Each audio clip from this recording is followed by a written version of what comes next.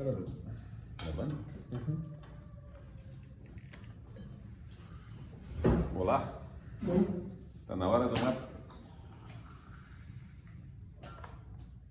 Pega teu chimarrão, puxa um banco aí e vamos prosear um pouco. Hoje é a nossa hora do mate aqui, estamos com o Gabriel, recordando as nossas artes. Gabriel, meu filho mais novo, e convidei ele para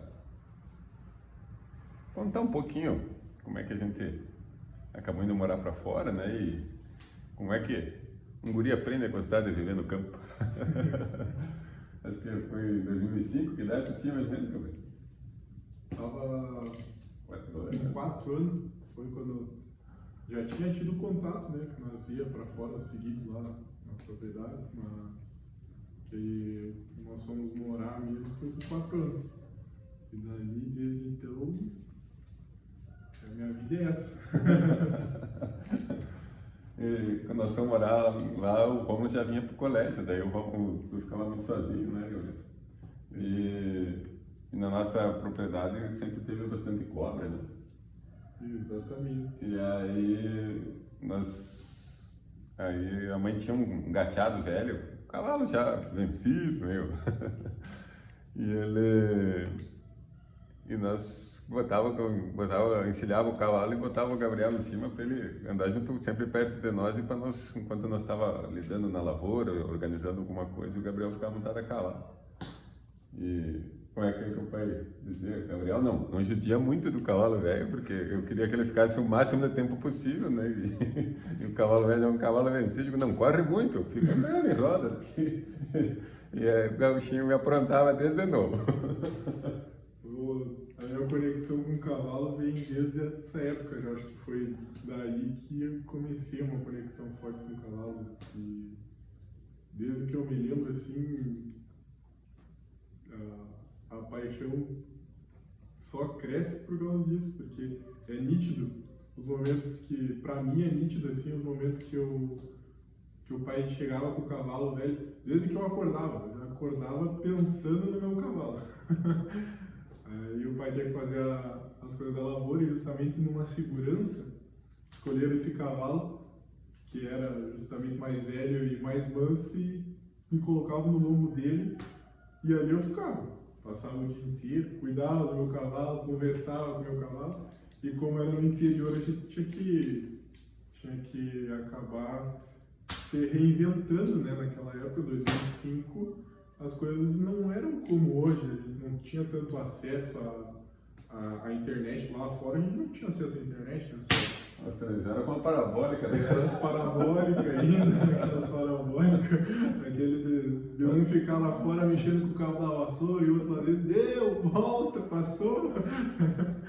Então, e não tinha muito o que assistir. E a minha vida daí era com aquele cavalo, conversava com o cavalo era meu melhor amigo, até meu irmão chegar do colégio de volta. E aí, quando o meu irmão chegava do colégio de volta, a nossa brincadeira era andar a cavalo. Então, passava o dia inteiro no lombo do pingo lá. E aí que começou. Na época, em 2005, quando nós recebemos uma propriedade ali, nós ainda não tínhamos uma atividade definida, né? Nós começamos com gado, e aí fomos fazendo as lavourinhas fora de casa, organizando, né? E não tinha trator também, era tudo um pouco mais difícil. Nós vivemos aquela época de que foi assim, ó, do arado, a gente começou com de boi, de boi. Não tinha nem boi, puxava cavalo. Aí depois comprou uma plantadeira, aquela plantadeirinha deu uma linha para nós plantar milho, plantamos feijão. Aí o bom da Pec era o roubo. Tem gente que conhece como saraquata, né?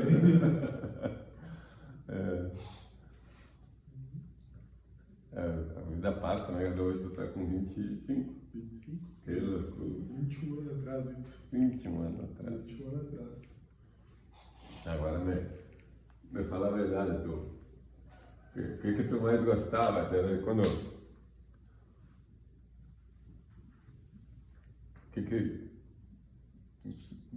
foi aquele que teve mais afinidade sempre com os bichos, né? Mas sempre foi fominha por trator, né? Com que idade tu começou a mexer no trator? Meu pai começou a liberar você. Mas que tu nem pensava nos pedal. Não. Eu sempre tive. Em 2008 que nós compramos Um Valmete? Não, que nós compramos o Massey grande.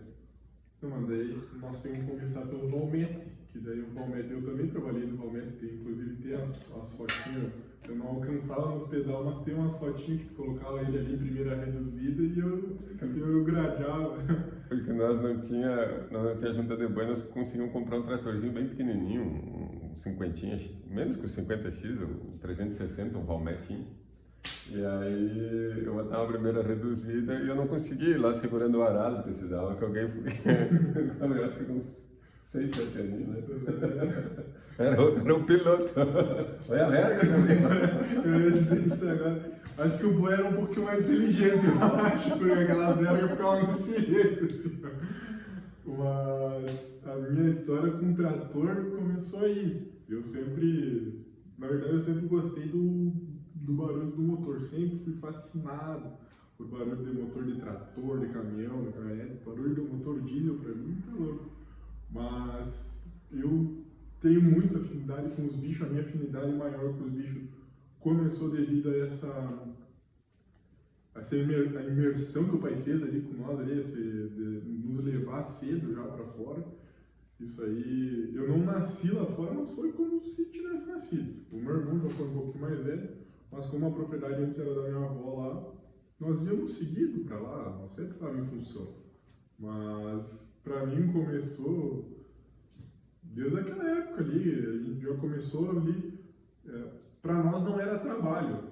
As pessoas diziam assim, criança trabalhando. Não, aquilo lá para nós era brincar e trabalhar. Brincar e trabalhar. Era legal, era divertido, porque o pai sempre fazia ser divertido.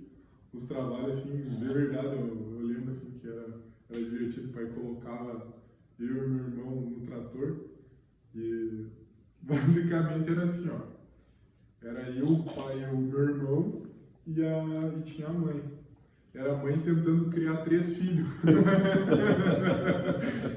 Porque o pai também nunca tinha tido trator. Conhecia coisa, mas nós todos ali iniciamos ali a gostar de trator justamente por isso, que o pai foi atrás, ele recebeu a propriedade, foi atrás disso aí, nunca tinha lidado nessa parte de lavoura e foi aprendendo e nos ensinando. Então essa parte aí foi muito legal. Eu acho que eu ainda tenho mais amor pelo que a gente faz, justamente porque foi todo mundo conhecendo junto. Era passar os perrengues junto, era os apavoramentos junto, as alegrias também era junto ali, da risada. O Gabriel falando disso, eu me lembrei de uma situação que eu me criei, também fui piada de cidade, né? E a propriedade que a mãe herdou lá dos meus avós, eu quando criança não tive muito contato. Já era mais taludo quando eu fui para fora. Eu estava lá com uns 12 anos, mas a gente ainda vivia na cidade. E nós, da atividade de campo, eu sempre ajudei a mãe, eu segurava as vacas, manhava as vacas, a gente tinha vaca de campo para tirar leite. E uma coisa que eu me lembrei agora, quando nós entendemos que nós precisávamos ter uma renda mensal. E aí a gente escolheu, disse, não, vamos trabalhar com vaca de leite, né, amor? Porque daí a gente tem uma renda todo mês, entrega o leite e vai ter a renda do mês. Precisamos ter uma renda mensal aqui, só com a safra não é fácil, ainda mais com criança. E a gente quando compramos a primeira vaca, eu já estava com 28 anos na época, nós compramos a primeira vaca e eu tirando o leite dela, e a Dilene perguntou para mim, amor, com que idade tu aprendeu a tirar leite? Eu olhei para ela, com 28.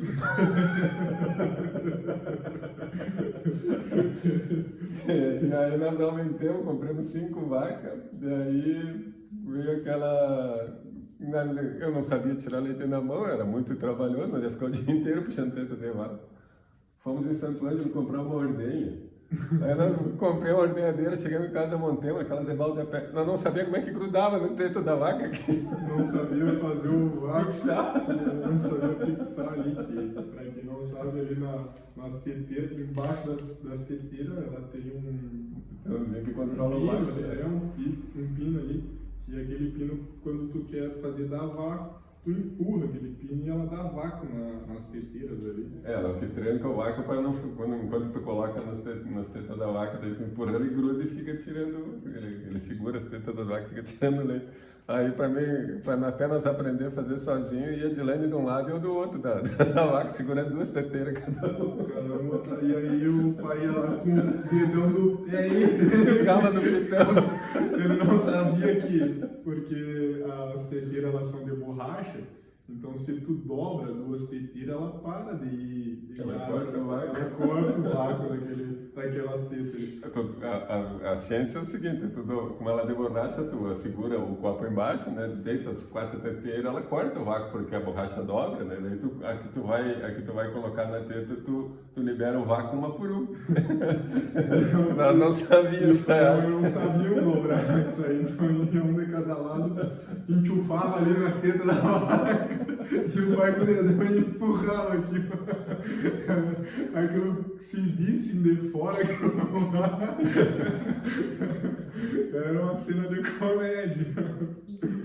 Então, uma coisa que eu sempre achei interessante assim, é que a gente não obriga ninguém a gostar de nada, eu acho, né? Muito menos que nem gostar de viver no campo. E não é uma obrigação, não tem como a gente obrigar alguém a gostar de alguma coisa. Eu gosto de uma coisa, eu gosto da outra, mas eu notei assim que de fazer eles participar muito disso e eles estarem sempre acompanhando e aprendendo junto com nós, vivendo, desde novinhos sempre aprenderam que a gente não sabe tudo e que aprender junto é melhor, é mais gostoso. Ter coragem, né, de ir lá e fazer mesmo. Não saber é tranquilo, tu assumir que tu não sabe fazer, mas tu não te privar por tu não saber, tu ir buscar o conhecimento. E eu acho que assim, uma das coisas que fez realmente eu gostar de estar lá fora foi justamente essa participação, porque nisso tudo aí, né, que nem eu falo dessa cena assim, claro, na época eu não entendia dessa forma, né, porque era criança, eu estava vendo o pai e a mãe trabalhar. Mas era engraçado estar ali junto porque o pai e a mãe se divertiam também, porque eles estavam compartilhando. O pai e a mãe decidiram, não, vamos fazer. E os dois foram juntos. A importância aí da parceria... Só botar um detalhezinho ali, quando eu decidi nós íamos morar para fora, porque eu sempre imaginei, eu digo assim, eu não quero os guri morando em apartamento, eu quero eles tendo contato com os animais, quero proporcionar uma vida para eles diferente, né? Uma vida a gente produzindo o nosso alimento, né? E quando eu fui para fora de lá, nós eu e ela nunca tinha morado assim para fora, né? E quando eu decidi que a gente foi para lá, eu larguei o emprego, larguei tudo e vendi meu escritório, foi bem radical. E aí uma noite eu e ela chorando, amor, nós vamos passar fome, como é que nós vamos? Porque não tinha nada na propriedade, né? A propriedade era um galpãozinho, naquela época ainda, era uma casa pequena que tu e o vô, inclusive, tinham feito, e tinha um galpão com o teto de capim. Estava caindo. E a volta era de lona ou bag? Não, aquele era o outro galpãozinho, daí tinha tinha dois galpões na verdade, era um galpão menor que era de capim e tinha um outro galpão que era para deixar ferramentas, essas coisas. E não tinha parede, as paredes dele eram uns bags. E aí foi um baita de um desafio. Hoje a gente evoluiu um pouquinho, né?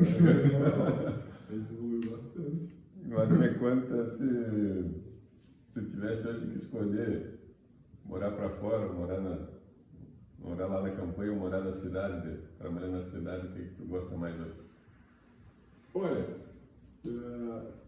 se naquela época que nós não tínhamos nada, não tinha acesso à tecnologia, não tinha nada, eu já gostava. Hoje em dia, para mim, morar para fora não é sacrifício nenhum, porque com tudo que a gente consegue se comunicar com o pessoal e tudo, é muito melhor.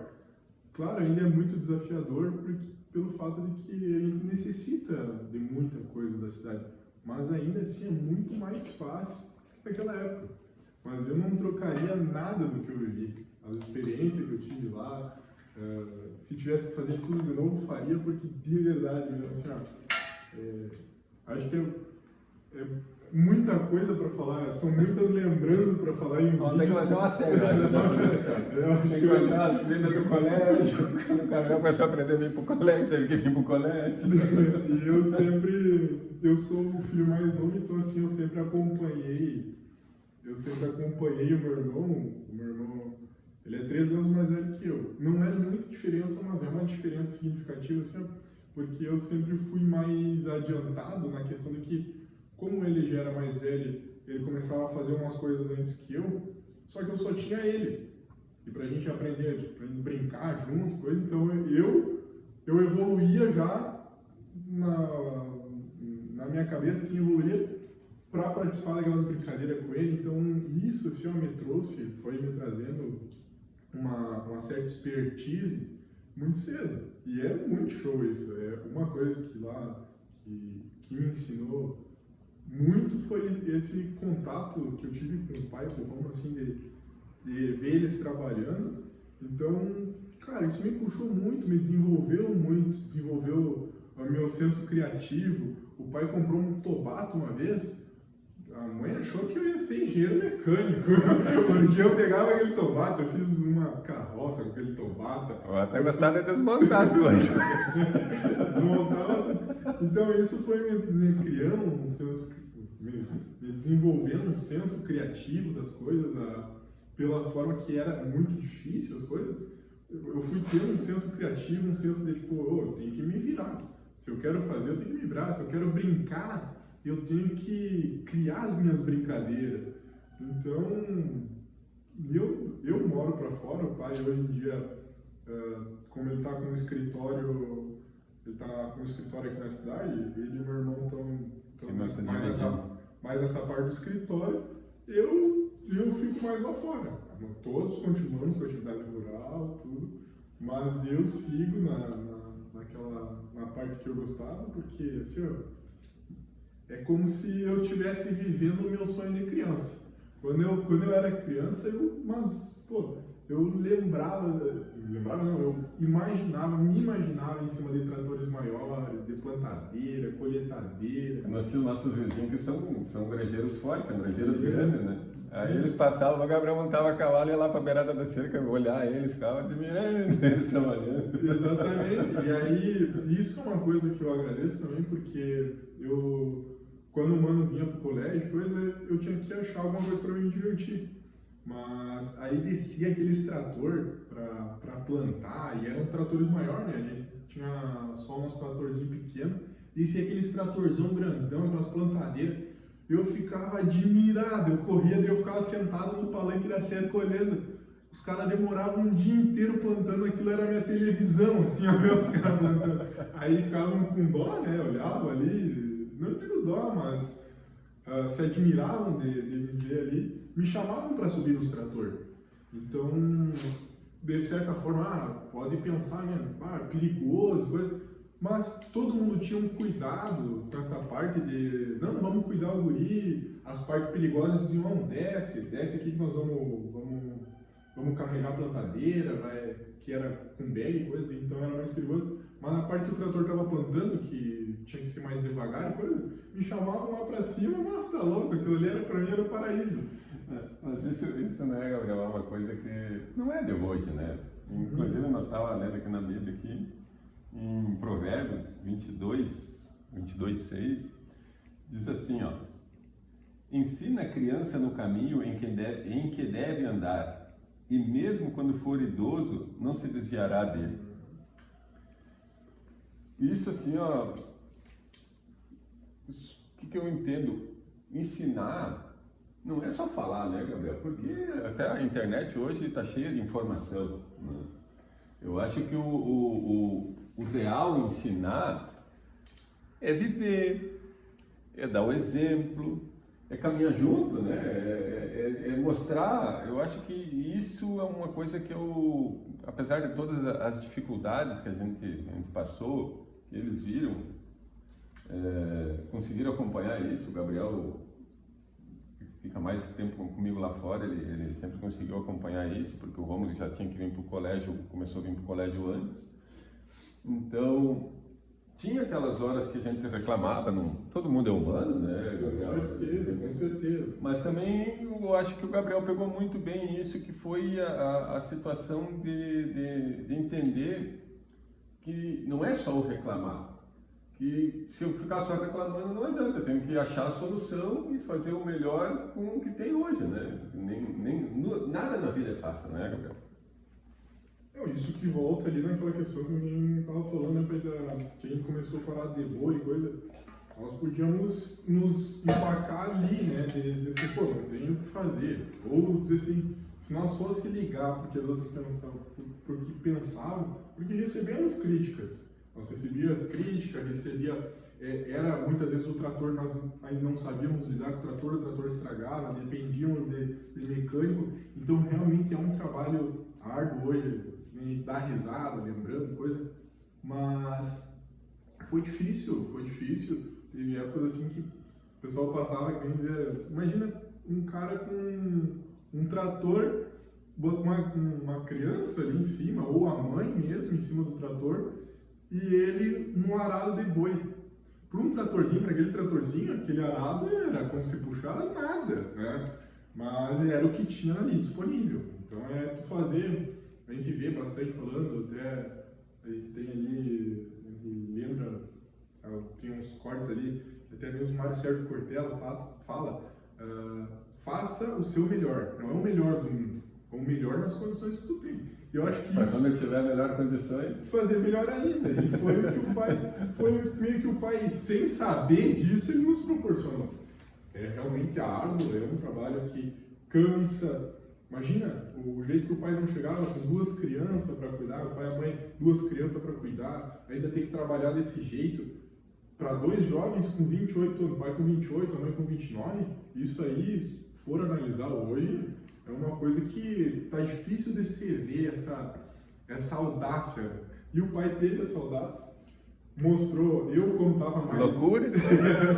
Alguns vão dizer que é loucura, mas o pai, é que meu pai falou, eu vivi mais isso com o pai ali, devido que eu estava ali seguido, mano, estava no colégio, mas também acompanhou.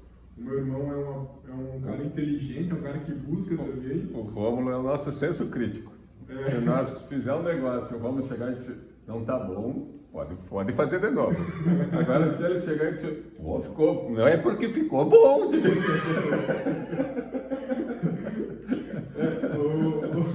O meu irmão, eu sou diferente que ele nessa parte. A gente tem essa discrepância nessa parte. Eu enxergo as coisas dessa forma, assim, mais leve, até porque eu sempre tive essa parte. Gabriel é mais de fazer de qualquer jeito. Não é de qualquer jeito. Eu capricho nas coisas, faço do jeito que eu tenho, né? Eu dou um jeito. Mas eu acho, Gabriel, que nós vamos ter que gravar uma série de as nossas gauchadas, né? Não tem muito mais para nós falar desse jeito. Tem muito mate ali, porque olha, vou dizer pra vocês, mas dessa parte de fora ali, cara, eu digo assim, ó. 25 anos bem vivido, Gabriel. Bom, 25 anos deu muita experiência. Deu errado, mas deu certo. É aquela coisa, de tu analisar como é que vai te afetar aquilo que tu passou, né? Graças a Deus a gente tenta levar pelo melhor lado. Nem sempre é assim. A gente chora, a gente briga, mas o importante é tu lembrar dessas coisas assim, do que motivou nós chegar onde nós chegamos, E tu pensa assim, não, mas olha tudo que a gente já passou, olha o que a gente tem agora. Então, hoje em dia, até com o acesso que a gente tem hoje, é mais fácil de tu fazer negócio, mais fácil de tu achar implementos na internet. Pô, tu acha implemento na internet aí mais barato, lá não sei aonde, não sei o quê. E aí, só que daí tu, às vezes tu acaba reclamando porque tu tem muita coisa fácil, e aí quando sai um pouquinho fora daquilo que tu achava que ia ser, tu já reclama, né? E aí daí tu para pra analisar naquela época, se nós fosse parar pra reclamar, nós tava puxando arado de trator até hoje. Arado de boi de trator. Mas esse o nosso vídeo já está ficando muito longo hoje, vamos ter que fazer a mais. Mas só para contextualizar, acho que o resumo de tudo isso, né? Acho que uma palavra que resume isso é família. Né? E inclusão também, né? De não ter medo de levar as crianças, assim, ó. O trabalho, às vezes, muitas vezes é perigoso. Mas é pior tu privar a criança do perigo. É melhor tu ensinar o perigo, porque isso o pai sempre teve. Eu não andava em marcha. O pai foi me liberar eu trocar as marchas do trator velho. Ele botava ali, para quem não sabe, ali, o trator tem as marchas reduzidas e as marchas simples. Até eu aprender, era só na primeira reduzida, me ensinando a fazer. Me botava, quando tinha que dobrar, ele ia lá no trator, dobrava. Primeiro ele foi me ensinando a linha reta, para depois me ensinar as minhas curvas. Então, eu dizia pro Gabriel, olha para frente, porque ele queria olhar o que eu estava fazendo. Eu queria saber o que o pai estava fazendo. Olhava para trás da direção e ia junto. Não, mas isso, se nós for lembrar, o pai foi sempre um espelho para mim. Até depois nós vamos chegar, vamos fazer uma série disso aí, nós vamos chegar em momentos ali em que eu me identificava muito com ele. Né? Às vezes ele se vestia de camiseta vermelha, uma calça jeans e sapato. Eu fiz ele comprar um sapato para mim, para eu vestir igual a ele. Então, dessa forma, assim, a gente vê que a inclusão, família ali mesmo, o real significado de família é isso, sabe? Eu olhava para o pai e dizia, não, eu quero ser assim. E por mais que ele estivesse enfrentando tantas dificuldades, mas para mim, pô, era o pai ali, entendeu? Eu acho que o que realmente ensina é o exemplo, né? E isso a gente vê em toda situação. Não adianta a gente querer que o filho faça alguma coisa se a gente não faz. Né? Não adianta eu querer. E isso hoje, como eu tenho o escritório, eu trabalho com empresas, eu também falo isso para quem tem o cargo que está num cargo mais de diretoria, está num cargo que tem o poder do mando, como eu digo, tu é responsável por um setor, e tu tem colegas teus que são abaixo de ti, não adianta tu cobrar uma coisa que tu não faz. Então, isso é uma coisa que eu aprendi de criança, consegui passar para os meus filhos e eu vejo que dá muito resultado. Porque falar ensina, mas o exemplo arrasta. Hoje quero agradecer ao Gabriel por participar desse vídeo aqui comigo, porque a gente está sempre junto, né, Gabriel? Temos muita história para contar, de trator, de caminhão, muita história. História para dar risada, história para chorar, tem de tudo. Mas é uma alegria a gente poder participar dessa nossa série da Hora do Mate, que vem trilhando aqui na internet, participando, entendendo mais essa nova ferramenta. Então, fica aqui o meu forte abraço, agradeço você por ter acompanhado nós aí, e Deus abençoe você, sua família, sua propriedade. Forte abraço a esse amigo, do Gabriel aqui. E agora também agradecer o pai, isso é mais um exemplo que ele está me dando, assim, ó, não é fácil a gente sentar na frente de uma câmera e começar a falar sobre essas coisas, tentar compartilhar uma experiência da nossa vida, assim, de uma forma que nem ele está fazendo. Hoje ele me convidou ontem, ele disse assim, não quer fazer um vídeo comigo ali, pra gente conversar? E na hora eu topei. Porque eu sabia que isso aqui não ia ser engessado porque é verdadeiro. E na parte que o pai fala ali sobre humanidade, de ser humano, eu acho que isso que isso ele tem nele mesmo. Porque ele não foi teve as autoridades de pai, como qualquer pai teve, mas ele sempre foi humano. Eu lembro até das vezes que eu fui posto de castigo por alguma coisa que eu estava fazendo. Ele chegava e sentava comigo e normal, né? A pressão de tudo que estava acontecendo, ele chegar e me pedir desculpa e se ele gritou comigo, isso eu me lembro. Ele dizia, filho, desculpa, o pai... Não é pra chorar. o pai errou, mas tu tem que entender que, às vezes, no caso, eu por estar ali com o meu cavalo, muitas vezes eu saía a correr com o meu cavalo, corria, e era um cavalo velho, o pai chegava e dizia, Gabriel, não corre com o cavalo é velho, é perigoso e tal. E aí ele virava as costas e o gurizinho, né, saía de novo galopando. Aí ele me tirava, me botava de castigo, coisa. Ou às vezes estava trabalhando demais e eu criança hiperativa. Então ele sempre demonstrou um lado humano de chegar assim, pô, cara, desculpa se o pai gritou, se o pai alterou, mas tu tem que entender quando o pai fala pela primeira vez. E ele reconhecia os erros dele. Então hoje, para mim, eu sou uma pessoa que consegue se pôr no lugar dos outros, porque dessa parte ele foi comigo, ele se colocava no meu lugar. Ele via eu chorando, ele via eu triste, e ele chegava e dizia assim, não filho, desculpa, o pai não quis ter magoado, o pai quis que tu entendesse. Então, às vezes a gente analisar isso dessa forma hoje, conversando até me ver essa lembrança. E aí a gente pensar como que a gente traz isso pro dia, né? Agora eu digo para ele, meu neto vai nascer. Tu vai ver o que vai acontecer.